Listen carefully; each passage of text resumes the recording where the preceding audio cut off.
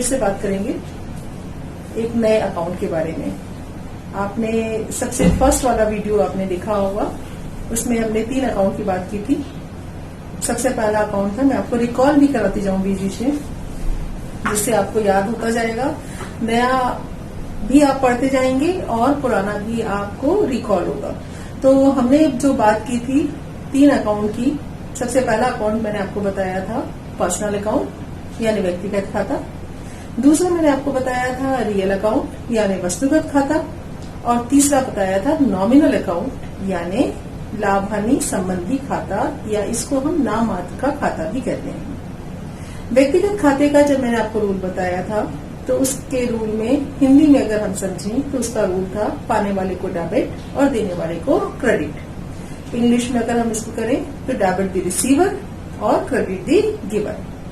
Real account का rule है जो वस्तु व्यापार में आए उसे डेबिट करना है, जो वस्तु व्यापार से जाए उसे क्रेडिट करना है, यानी debit the comes in and credit what goes out.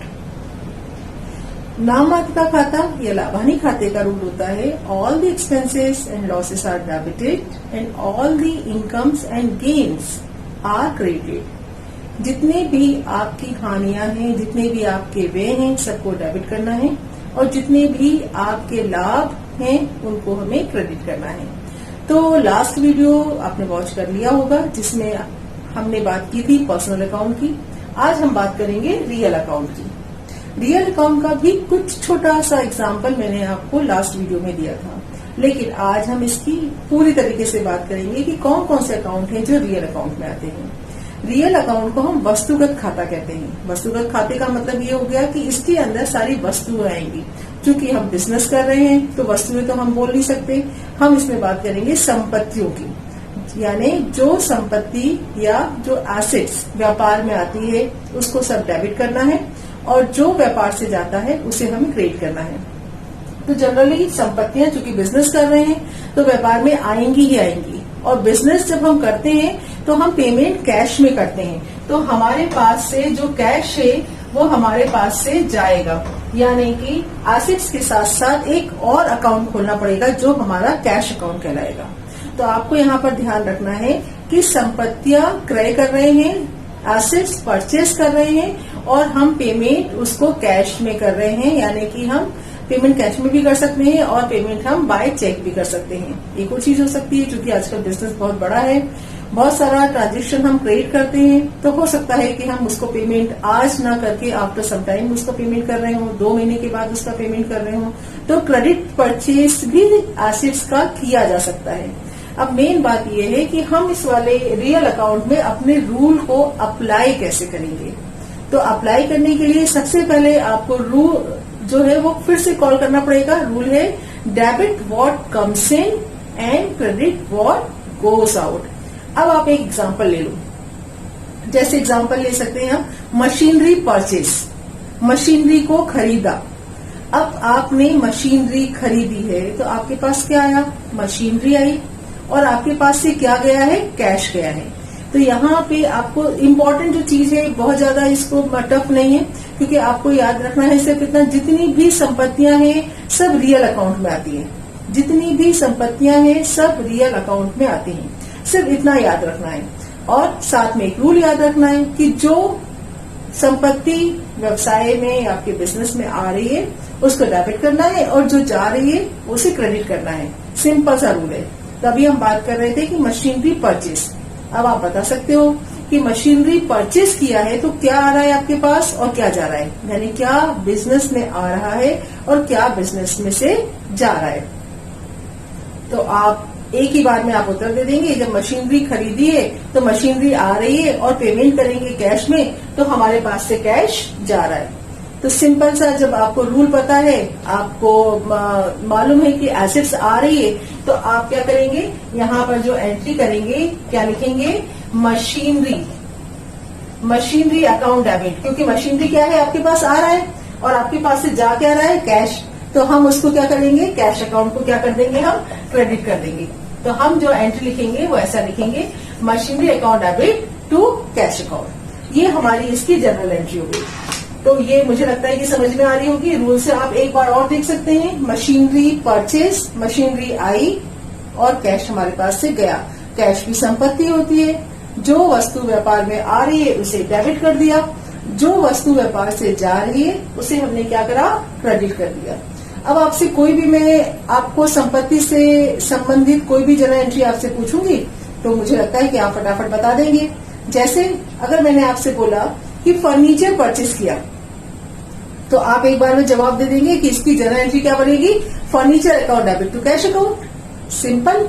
इसी तरीके से मान लीजिए आपने मोटर लॉरी परचेज करी है तो क्या एंट्री इसकी बनेगी, motor lorry account debit to cash account. और भी बहुत सारी एसेट्स हैं। लैंड एंड बिल्डिंग परचेज किया, क्या एंट्री बनेगी, आप ही बोल देंगे, land and building account debit to cash account. तो यहाँ हमको समझ में आ गया कि जितनी भी एसेट्स है जो बिजनेस में आ रही हैं उनको हम परचेज करते हैं तो हमारे बिजनेस में आने के कारण उनको हमें क्या कर देना है, डेबिट कर देना है। और जो बिजनेस से जा रहा है उसे हमें क्रेडिट करना है। तो बिजनेस से हमारे क्या जा रहा है, कैश जा रहा है, इसलिए हम कैश अकाउंट को क्या कर रहे हैं, क्रेडिट कर रहे हैं। अब इसके बाद बात आती है कि अगर हमने ट्रांजेक्शन उधार में परचेज किया है, अगर हमने मशीनरी को उधार परचेज किया है, क्रेडिट परचेज किया है। जब हम क्रेडिट परचेज करते हैं, बहुत ही इंपॉर्टेंट चीज है ये, और आपको हर जर्नल एंट्री में याद ही रखना है। आपको एक एग्जांपल दे दें। मान लीजिए आप दुकान पर गए हो और दुकान पर आपने कोई सामान खरीदा। अब सामान खरीदने पर अगर आप उसको तुरंत पैसे दे देते हो तो वो बिजनेसमैन, वो दुकानदार आपसे कभी भी आपका नाम नहीं पूछेगा। आपको याद होगा, आप कभी भी आप जाते हो दुकान पर और आप पैसे देके आते हो तो कभी आपको याद है कि दुकान वाले ने आपसे नाम पूछा हो, नहीं। लेकिन अगर आप उससे कहते हो कि भैया मेरे पास अभी पैसे नहीं है, ये पैसे मैं आपको कल दूंगा, तो वो क्या पूछेगा कि आपका नाम क्या है, आप कहाँ रहते हो। इसका मतलब ये है कि जब भी क्रेडिट ट्रांजेक्शन होता है तो हम यहाँ पर कैश की जगह उस पर्सन का नाम लिखेंगे जिस पर्सन ने उधार परचेज किया है।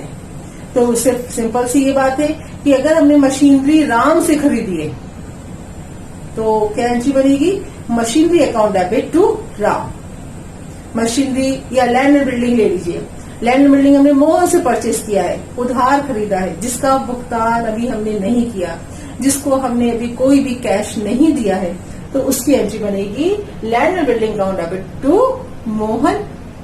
इसी तरीके से अगर हमने फर्नीचर खरीदा है, फर्नीचर का पेमेंट नहीं किया, उधार में लिया है, हमने मिस्टर ए से फर्नीचर क्रेडिट परचेज किया, एंट्री क्या बनेगी, furniture account debit to mister A. I think ये समझ में आ गया होगा। चलिए, ये तो हमने सारी जो बात कर ली वो पूरी की पूरी बात हमने परचेज की थी। अब हम सेल की भी बात कर रहे हैं। ऐसी चीजें जो आपने सेल की हैं और सेल करने के बाद आपके पास कैश आ रहा है। चलिए यही एग्जांपल ले लेते हैं। जब हमने मशीनरी को परचेज किया था तो एंट्री बनी थी machinery account debit to cash account. अब हम इसी मशीनरी को 1 साल के बाद सेल करना चाहते हैं और आप ये जो सेल कर रहे हो ये आप कैश में सेल कर रहे हो। तो जब आप मशीनरी को बेचोगे तो आपके पास से क्या जाएगी, मशीनरी जाएगी और आपके पास क्या आएगा, कैश आएगा। तो इसकी अपोजिट एंट्री हो जाएगी। एंट्री क्या बन जाएगी, cash account debit to machinery account. क्योंकि हमने बेच दिया, बेचने पे हमारे पास कैश आया है और हमारे पास से एसेट्स गई है, तो एंट्री क्या बनेगी, cash account debit to machinery account. Clear हो गया। तो यहाँ पर हमने परचेस भी सीख लिया और सेल भी सीख लिया। अगर हम एसेट्स को परचेस करते हैं तो क्या एंट्री होगी और एसेट को सेल करते हैं तो क्या एंट्री होगी। एक बहुत इंपॉर्टेंट बात है जो आपको रियल अकाउंट के बारे में मुझे बताना है कि अगर आप गुड्स परचेस कर रहे हैं तो आपको गुड्स ही एंट्री करनी है। गुड्स की जगह आप परचेस और सेल यूज कर सकते हैं। अगर आप गुड्स परचेस कर रहे हैं तो आप लिख सकते हैं purchase account debit to cash account. अगर आप गुड्स को सेल कर रहे हो तो सेल करते समय चूंकि माल जाता है तो एंट्री कर सकते हो cash account debit to sales account. अब गुड्स किसको कहते हैं, गुड्स वो कहलाता है जो ऐसी चीज खरीदना जिसको आपने बेचने के लिए परचेस किया हो, वो माल कहलाता है। गुड्स का क्या डेफिनेशन है, ऐसी चीजें, ऐसा माल, ऐसी संपत्तियां या जो भी चीज आप जो परचेस कर रहे हो वो आप इसलिए कर रहे हो कि इसको आपको क्या करना है, बेचना है और बेच के उस पर लाभ कमाना है, उस पर आपको प्रॉफिट अर्न करना है। तो जब आप उस पर प्रॉफिट अर्न करोगे तो वो आपका गुड्स होगा। उस गुड्स में आपकी मशीनरी भी हो सकती है। आपने 10 मशीनरी खरीदी इसलिए कि आपको 10 मशीनरी को सेल करना है, तब आप मशीनरी नहीं लिखेंगे, तब आप उसको क्या लिखेंगे, गुड्स लिखेंगे या उसको आप परचेस लिखेंगे। तो ये बहुत ही इंपॉर्टेंट बात है कि अगर आप गुड्स या बेचने के लिए माल खरीदते हैं, बेचने के लिए आप कोई सामान खरीदते हैं, तो वो आपकी संपत्ति के नाम से एंट्री नहीं होगी। वो जो एंट्री होगी वो आपकी किसके नाम से होगी, उस गुड्स या परचेस के नाम से होगी। क्लियर हो गई है। और इसी तरीके से जब हम माल बेचते हैं, जैसे अभी मैंने आपको 2 मिनट पहले एग्जांपल दिया था, ये वाली जो मशीनरी है इसको हम सेल कर रहे हैं। सेल करते समय कैश आया मशीनरी के, तो एंट्री बनी cash account debit to machinery. लेकिन इस मशीनरी को हमने परचेज किया है बेचने के लिए। हमने इसी तरीके की 10 मशीनें और खरीद ली हैं और उसको हम बेचना चाहते हैं, तो हमारी एंट्री मशीनरी के नाम से नहीं बनेगी, हमारी एंट्री परचेस और सेल के नाम से बनेगी। अगर हम मशीनरी को 10 मशीनरी को लॉट में खरीद कर बेचना चाहते हैं तो हम लिखेंगे purchase account debit to cash account, क्योंकि अभी हमने खरीदा है। अब इसमें से मान लीजिए 1 महीने के बाद आपकी 1 मशीनरी सेल हो रही है, तो एंट्री बनेगी cash account debit to sales account. वैसे तो नॉर्मली गुड्स हमको मालूम होता है कि क्या है, कंफ्यूजन हमको तभी होता है जब हम गुड्स में एसेट्स को परचेस कर लेते हैं।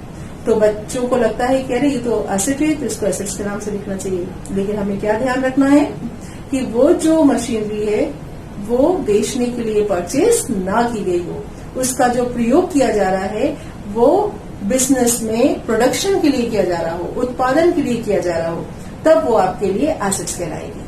क्लियर हो गया। इसी तरीके से लैंड एंड बिल्डिंग हो गया, इसी तरीके से आपका फर्नीचर हो गया।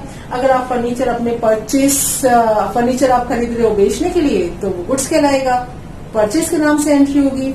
अगर आप फर्नीचर को आप अपने पर्सनल बिजनेस के लिए यूज कर रहे हो तो फिर उस कंडीशन में वो फर्नीचर के नाम से एंट्री होगी। तो आज हम लोगों ने रियल अकाउंट के बारे में पढ़ा, जिसमें हमने देखा कि कौन सी एसेट्स आती है, तो किस एसेट्स को हमें एसेट्स के नाम से लिखना है और कौन सी ऐसे एसेट्स हैं जिसको हमें माल के रूप में रखना है। इसी तरीके से अभी तो जो आज हमने बात की है वो आज हमने बात की है प्योर रियल अकाउंट की, जिसमें दोनों ही डेबिट और क्रेडिट रियल अकाउंट से रिलेटेड है। हम अगले नेक्स्ट वीडियो के बाद जब मैं नेक्स्ट वीडियो डालूंगी आपका, तब मैं उन ट्रांजैक्शन के बारे में आपको बताऊंगी जिसमें एक रियल अकाउंट इफेक्ट होता है, दूसरा पर्सनल अकाउंट इफेक्ट होता है, तीसरा आपको हो सकता है कि नॉमिनल अकाउंट इफेक्ट हो। तो आज के लिए इतना ही। आप इस वीडियो को आप देखिए, समझिए और अगले वीडियो का इंतजार करिए जिसमें हम तीसरे नंबर का अकाउंट पढ़ेंगे जो नॉमिनल अकाउंट या प्रॉफिट एंड लॉस अकाउंट के नाम से डाला जाता है। आप इस वीडियो को लाइक करिए, अपने फ्रेंड्स को शेयर करिए, सब्सक्राइब करिए और इसमें अगर आपको लग रहा है कि ये चीज इसमें नहीं आई है तो आप उसको भी अपने कमेंट्स में डाल सकते हैं। Thank you.